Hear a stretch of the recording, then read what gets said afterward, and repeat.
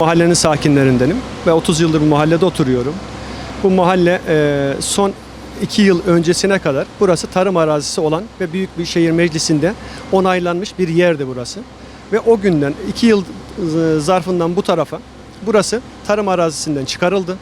Ve burada gördüğünüz işte yangın olan fabrikalar aşağı yukarı 5 tane var bu sırada. Ve biz bunu 31 Mart seçimlerinden önce 2 meclis toplantısında bunu dile getirmemize rağmen oradaki bu kaçakla ilgili işte, o bölüme bakan İbrahim Bey ve bunları bana fotoğraflayıp bize gönderin ve biz gereğini yapacağız demelerine rağmen burada şu anda yanan bizim evin arkasındaki fabrika 15 gün önce tamamlanmış olduğu halde ve bugün gördüğünüz gibi evlerin arka tarafları hepsinin cam çerçeve patlamış ve erimiş vaziyette. Hani hepsi maddi manevi. Hani çok şükür can kaybımız olmadı ama bu tamamen siyasilerin, belediyelerin, işte ama büyükşehir ama yerel yönetimlerin bunların bir zaafı ve bunlara kimse gelip ne dur diyebiliyor ne önleyebiliyor. Olayın iç yüzü bu. Ve yangın sabah saat 9-9.30 civarında çıktı. Ortadaki fabrikadan başladı ve yayıla işte gördüğünüz gibi mahalle komple şu anda ateş altında. Ve şu anda hala müdahale ediliyor ve söndürülmemiştir. Yangın saat 9.30 civarında yangın geri dönüşüm fabrikasında başladı. Bu geri dönüşüm fabrikasından başladıktan sonra biz itfaiyeyi aradık. İtfaiyeye haber verdik.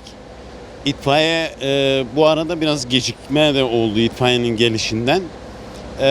Ondan sonra tekstil fabrikası onun bitişiğinde vardı. Ona sıçradı.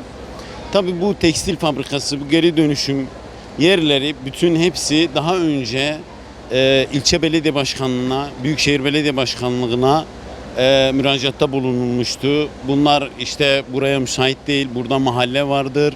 Bu mahalle tehlike altına girecek, herhangi bir yangın, bir patlama durumunda risk altındadır. Ama bunu göz önünde bulundurmadılar, bunu kale almadılar.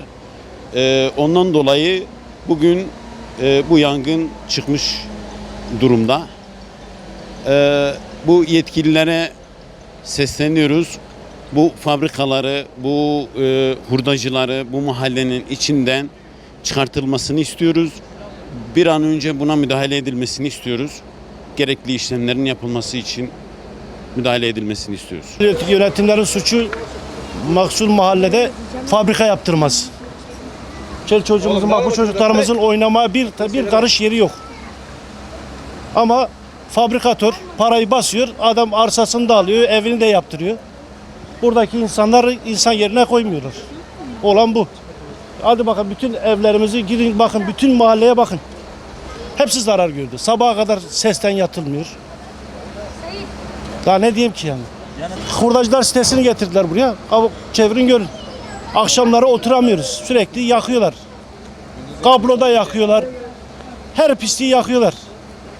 Yangın da çıkıyor. Ne yapacak? Çağrımız kurtarsınlar bizi bu fabrikalardan. Bu rezillikten kurtarsınlar bizi. Bütün insanlarımızın söylediği o. Şuraya bak. Çocuğumuza bir karış yeri yapmadılar. Bir park yeri yapmadılar. Ama fabrikalara gelince peşkeş çektiler. Nerede bu devlet? Biz de bu vatanın evladıyız. Devlet nerede? Gelsin yanımızda dursun.